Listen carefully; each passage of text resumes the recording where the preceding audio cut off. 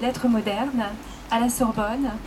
Et de 1971 à 1975, vous étudiez avec Roland Barthes, si je ne me suis pas trompée dans les dates, et vous faites partie d'un des groupes de son séminaire restreint qui se déroulait rue de Tournon.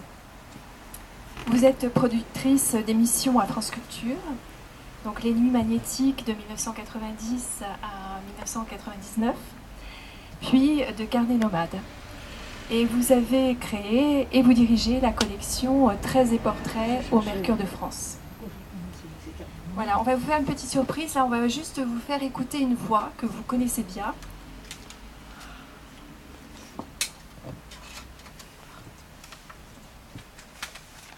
Ça marche? C'est comme à la radio, on a des archives. Oui, c'est formidable. Si ça marche. Ça, c'est une surprise. Vous avez vu peut-être sur l'affiche que cette année, l'enseignement est divisé en deux parties totalement distinctes et sans aucun rapport. Selon la terminologie du collège, la première partie des 2 heures s'appelle le cours. C'est donc moi qui parle. Et le sujet en est 1. La préparation du roman. Donc à 10h30, tous les samedis, pendant 13 semaines, cours la préparation du roman. Ensuite, un bref intervalle, et deuxième partie, ce qu'on appelle au collège le séminaire, qui en fait ne veut dire que ceci, c'est que dans le séminaire, les professeurs ont le droit statutaire d'inviter des personnes, des savants, des amis, peu importe, à venir faire un exposé. Donc cette année, le séminaire, nous aurons des invités, il aura lieu de 11h30 à midi et demi, et il portera sur la métaphore du labyrinthe. Donc je vous permets de répéter, aucun rapport entre ces deux parties de la séance, et vous n'êtes absolument pas obligé d'assister aux 2 heures, comme d'ailleurs à aucune.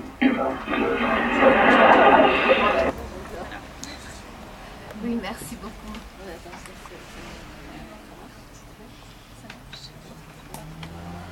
Alors, dans ce livre, donc la préparation de la vie, ça marche. Oui, ça marche.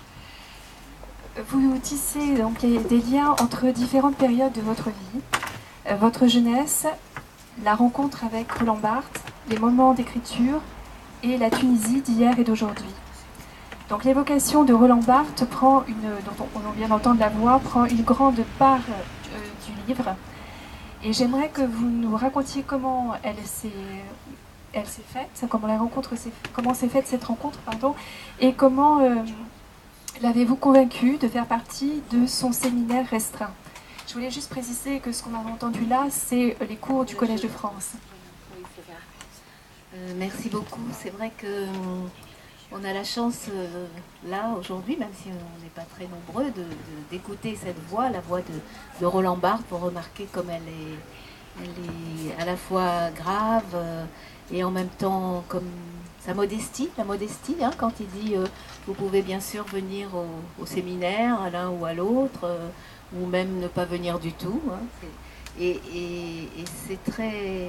Moi, ça me touche beaucoup d'entendre ce passage, hein, le début d'ailleurs de son cours au Collège de France sur la préparation du roman, parce qu'il précise que dans la deuxième partie de ce cours, il y avait donc l'invitation à d'autres artistes sur le thème du labyrinthe.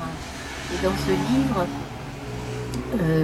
le titre, La préparation de la vie, est vraiment un écho, hein, à la préparation du roman. Je vous expliquerai aussi pourquoi.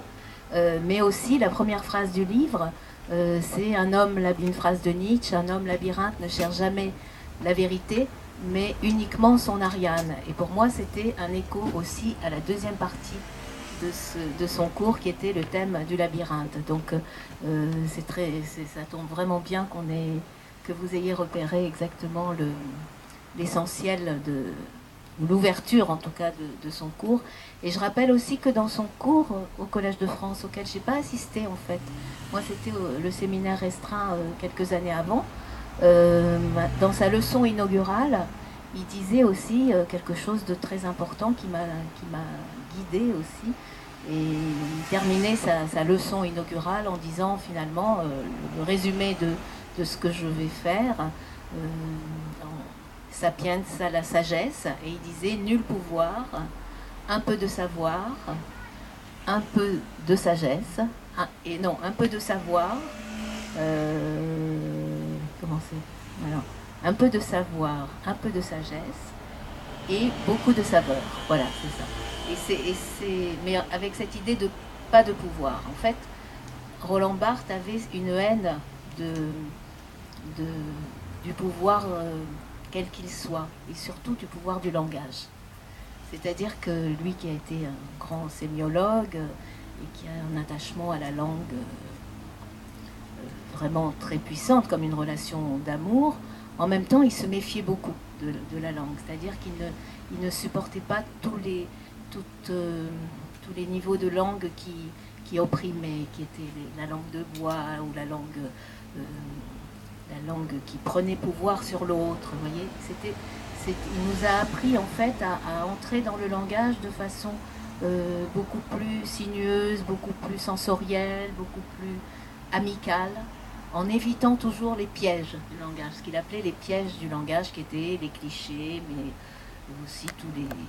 Oui, la dictature, hein. Parfois il disait la langue est fasciste, vous voyez, il y avait des mots comme ça un peu gros. Mais vous me demandiez comment je l'ai rencontré en fait, Pierrette, et c'est vrai que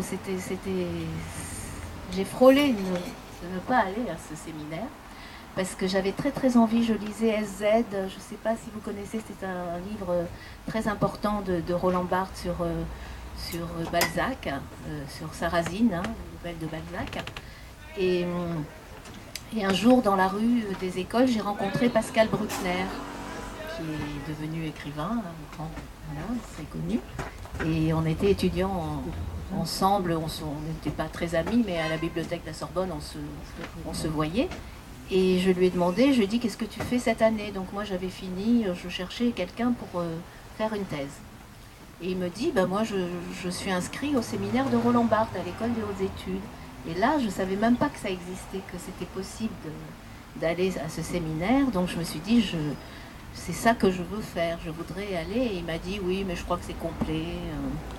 Donc il m'a dit, essaye quand même. J'ai appelé, et à l'époque, il n'y avait pas vraiment de secrétaire, tout ça. On appelait, et puis on tombait sur Roland Barthes. Allô, Roland Barthes, oui, voilà, est-ce que je peux vous prendre rendez-vous avec vous? Je voudrais vous parler. Voilà, donc il m'a reçu. Et je lui ai expliqué que j'avais envie de travailler avec lui. Et là, il m'a dit, oui, je comprends tout à fait, mais je regrette, c'est trop tard. Je voudrais cette année ne prendre que des groupes de 15 ou 20 étudiants. Et là, il n'y a plus de place. Et à ce moment-là, moi, j'étais assez désespérée. Je me disais, mais comment il est là, tout près? Je pourrais être à secours. Qu'est-ce que je peux faire? Il me regardait très bizarrement, et un peu sur le côté, comme ça, comme s'il attendait autre chose, comme s'il attendait une autre raison, pas seulement je voudrais être au séminaire. Et je crois qu'il a choisi tous ses étudiants avec cette... Vous savez, on parle beaucoup on écrit un livre avec la nécessité d'écrire. Hein. On sait qu'il faut qu'un livre soit nécessaire, mais cette nécessité, elle existait aussi. Il exigeait cette nécessité de ses étudiants, c'est-à-dire qu'il fallait que sa présence à lui soit vraiment nécessaire pour les étudiants. Donc il triait. Et là, dans le silence, je me suis dit, mais qu'est-ce que je peux lui dire pour qu'il accepte? Et je ne savais pas, j'ai rien dit d'abord. On a eu un grand silence, on s'est regardé. Il avait un petit sourire amusé, comme ça. Il voyait bien que je cherchais quelque chose. Et là, tout à coup, j'ai dit presque n'importe quoi, parce que ça m'a... J'ai pas théorisé, je me suis pas dit, voilà, je vais dire ça. Et je lui ai dit la vérité, d'ailleurs. Je lui ai dit, mais vous savez, c'est très important pour moi. Je voulais lui dire que c'était presque vital Mais j'ai pas dit ça, j'ai dit c'est très important, de toute façon je vous dérangerai pas, et j'ai juste besoin d'une présence lointaine. Je me mettrai dans un coin et j'ai juste besoin d'une présence lointaine. Et là, son visage s'est éclairé, il a ri comme rarement d'ailleurs, parce que Roland Barthes est quelqu'un qui souriait beaucoup, qui avait un grand pouvoir de séduction justement par son sourire, ses yeux un peu, mais il ne riait jamais aux éclats. Et là, il a ri, pas aux éclats, mais vraiment amusé de cette formule, et il m'a dit alors là, d'accord. Et moi, j'étais sauvée, quoi. Je me suis dit, ça y est, c'est... Voilà. Et ce que j'ai appris, en fait, donc ça, c'était en 71-72, et ce que j'ai compris plutôt très longtemps après, donc en écrivant ce livre, c'est que cette formule que j'avais trouvée un peu par hasard sur le chemin de ma panique, en fait, c'était la sienne. C'est-à-dire que la présence lointaine, c'était ce qu'il aimait dans la vie. C'était ce qu'il cherchait avec tout le monde, et pas seulement avec les étudiants, avec aussi le langage, avec ses relations amoureuses, avec le savoir, avec, vous voyez, il avait cette élégance et en même temps ce va-et-vient entre un désir fou des autres, de tout, et en même temps une peur, une crainte, se mettre un peu loin toujours. D'ailleurs, il y a une phrase que j'ai retrouvée aussi, à un moment il dit j'écris pour être aimé, mais de loin. Vous voyez, c'est étonnant, parce que j'écris pour être aimé, donc on voit qu'il lie les deux choses, hein, l'amour et l'écriture, et en même temps de loin, parce que son grand souci, c'était qu'on ne l'embête pas. Mais moi, je ne le savais pas, je ne le connaissais pas, je connaissais que ses livres. Mais sa manière de travailler, sa manière de penser, c'était qu'il fallait être là, c'est-à-dire l'écouter, parler aussi quand on pouvait, mais le faire penser, l'aider à penser. Et en même temps, lui, il nous aidait aussi à penser. Vous voyez, c'était vraiment un échange. Hein, c'était pas... Mais en même temps, il ne fallait pas s'approcher trop. Voilà. C'était le secret. Et à partir de cette phrase présence lointaine, c'était vraiment comme un pacte.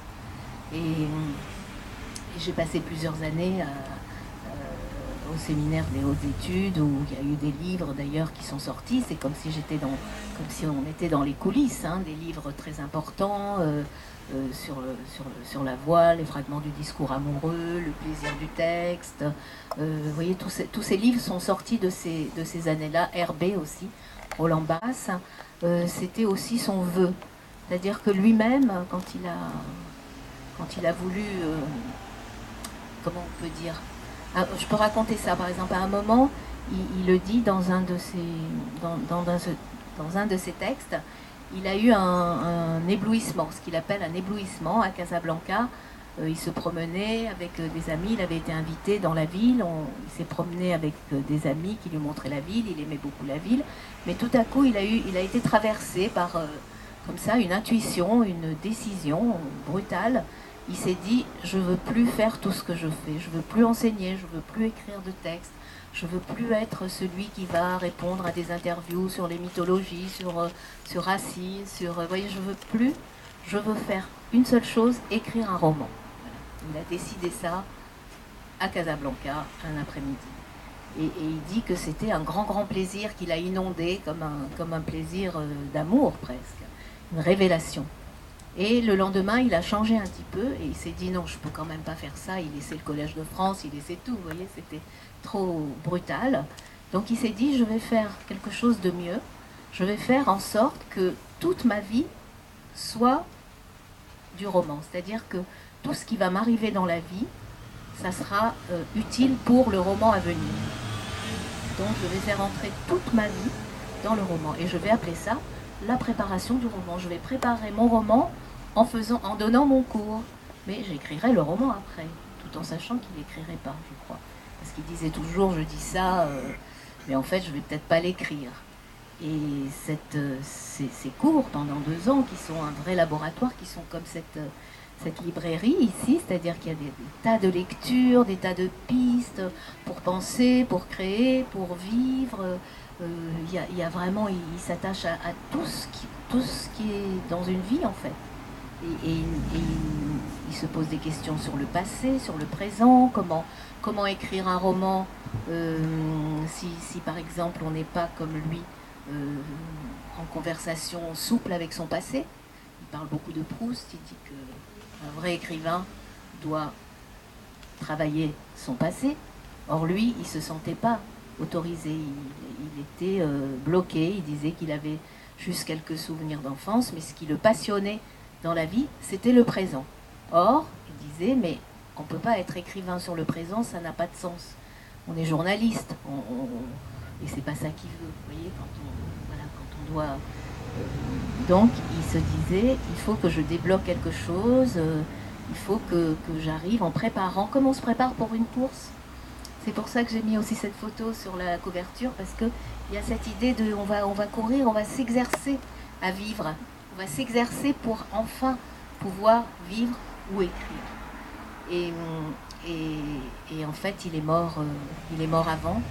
Il est mort, vous savez, renversé par une camionnette en 1980, alors qu'il venait de finir ce séminaire de la préparation du roman. Et moi, j'ai fait en sorte dans ce livre que toute ma vie d'aujourd'hui aussi entre dans le roman. C'est-à-dire avec la voix de Barthes, c'est exactement le même CD que j'ai emporté avec moi dans mes bagages en Tunisie, quand je retourne et tout. Je l'ai intégré dans ma vie et j'ai fait en sorte que dans ce roman, tout puisse entrer. Même des recettes de cuisine, le passé, le présent, ses souvenirs à lui, son enfance à lui, croisée avec la mienne. Et puis il y avait aussi une phrase à un moment où il disait, c'était dans la préface de Sade, Fourier-Loyola, il disait j'aimerais, non, c'est pas comme ça, il est un peu tordu, il dit si j'étais écrivain et mort, très bizarre comme formulation, si j'étais écrivain et mort, j'aurais aimé qu'un biographe s'empare de quelques fragments de ma vie, un biographe, comment il dit, amical et désinvolte, voilà, ça c'est très joli, hein, qu'un biographe amical et désinvolte s'empare de quelques moments de ma vie, de façon désordonnée, et me raconte, vous voyez.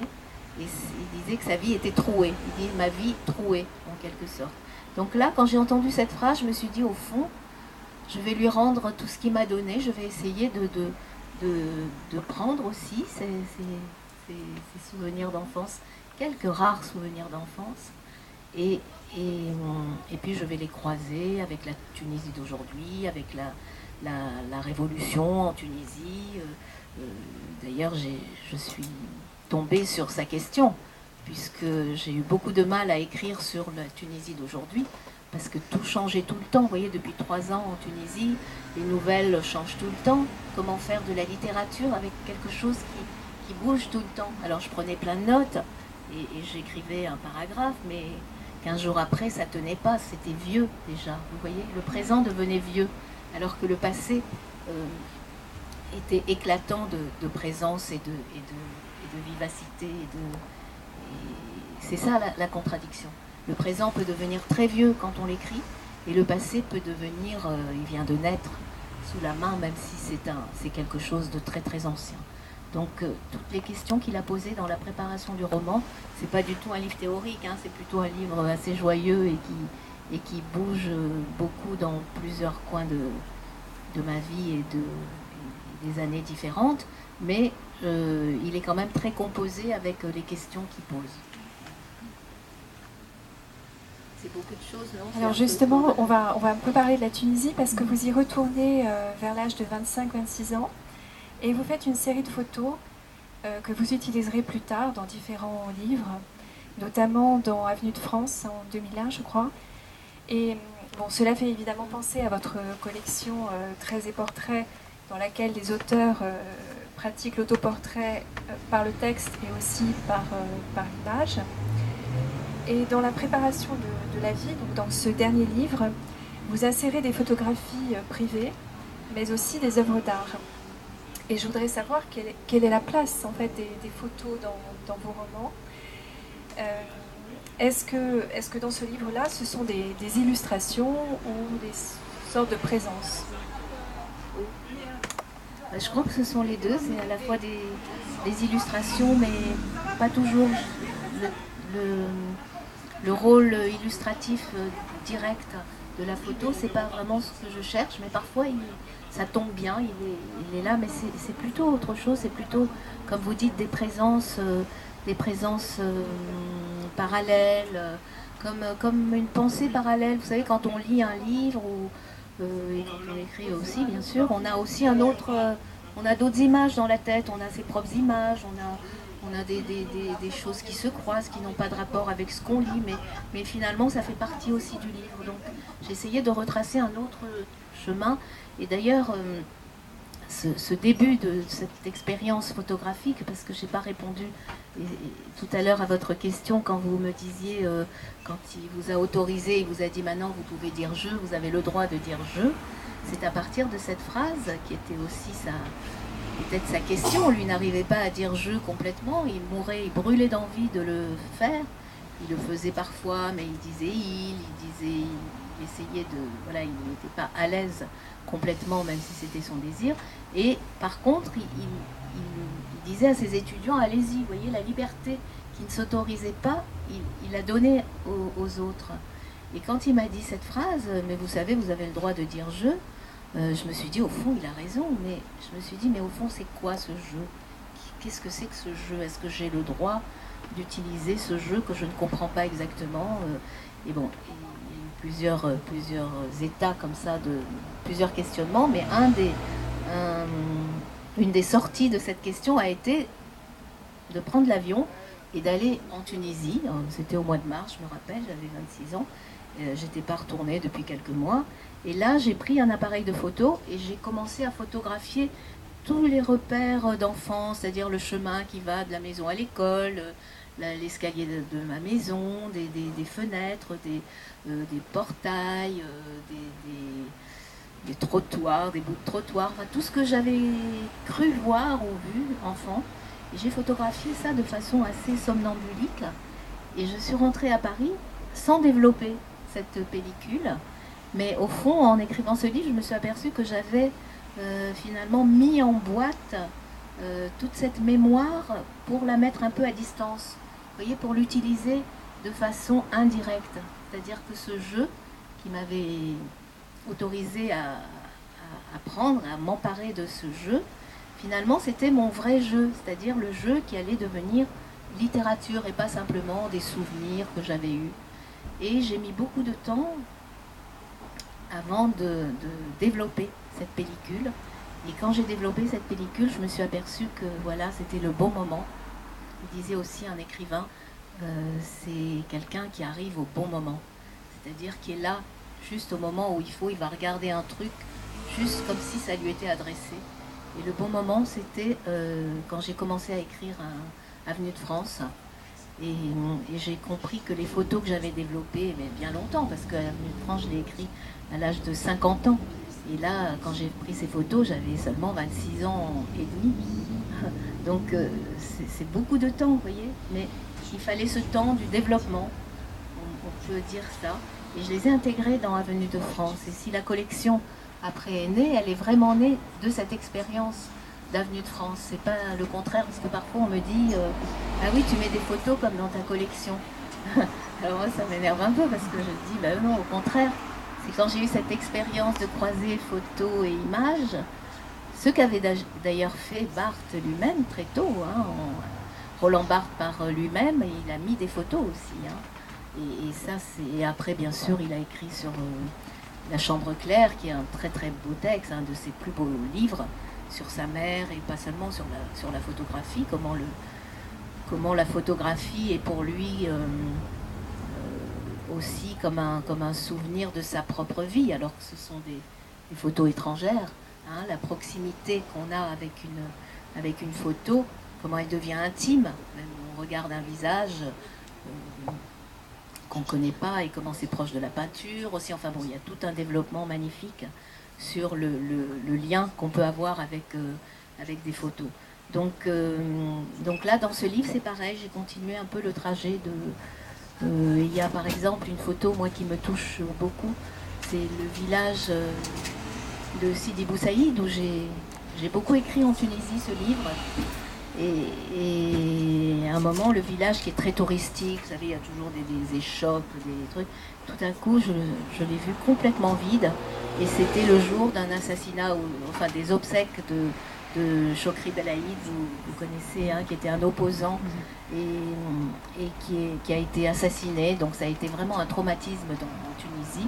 Et je suis pas allée aux obsèques, mais je suis allée regarder chez des amis les obsèques. Et quand je suis revenue dans le village, il était 5 h de l'après-midi, comme ça, je l'ai trouvé désert. Et donc je l'ai pris en photo et je l'ai mis en pleine page. Et ce côté vide, comme ça, ou un lieu qui se vide, comme la mer aussi que je voyais de ma fenêtre qui était complètement vide, pour moi c'était là que j'ai posé le roman, vous voyez, à partir de choses nues, vides. J'ai essayé de faire vivre et de faire revivre des êtres, des scènes, voilà, c'était un peu le projet du livre.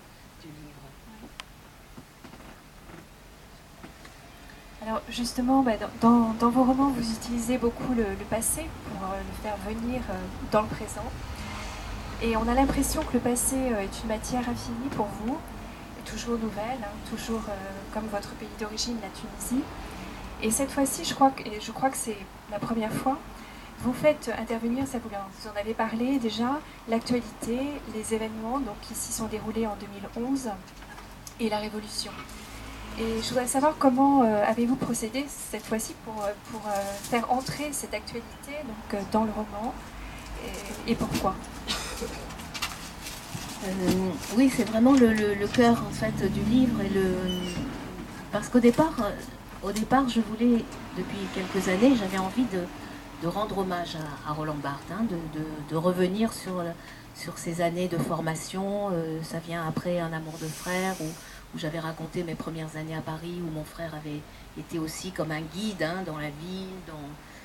Donc là, je voulais faire la même chose comme un cycle français, en fait, sur Paris, avec la figure de Roland Barthes. Donc j'avais envie de ça. Et en même temps, arrive la révolution tunisienne le 14 janvier 2011, donc quelque chose qui a bouleversé tout le monde et particulièrement les Tunisiens. Et donc là, j'ai été vraiment très happée par ce bouleversement que personne n'attendait et c'était même impensable.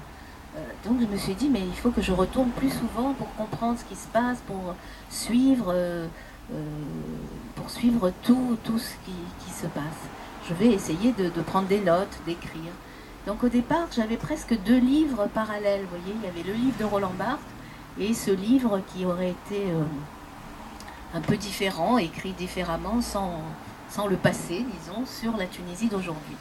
Mais comme je vous disais tout à l'heure, je suis tombée sur l'impossibilité d'écrire sur le présent avec une phrase pleine, avec une phrase littéraire, disons. Je ne sais pas comment le mot littéraire, l'adjectif littéraire est un peu facile peut-être, mais on sent bien quand on écrit et qu'on est dans un chemin ancien, dans une recherche, et une autre phrase qui est plus anecdotique. Donc on sent bien la différence. Et je voulais pas écrire sur la Tunisie comme ça, j'arrivais pas. Mais en même temps, j'avais toujours cette voix de Roland Barthes derrière moi, comme ça. Et un jour, comme je le dis dans le livre d'ailleurs, j'étais en Tunisie et il faisait très chaud dans la sieste et j'ai eu une espèce de révélation comme celle de Roland Barthes à Casablanca. Je me suis dit, mais qu'est-ce que je suis bête, c'est le même livre. Roland Barthes va m'aider à comprendre sa préparation justement du roman, va m'aider à comprendre et à peut-être trouver les mots pour écrire autrement ce qui se passe ici.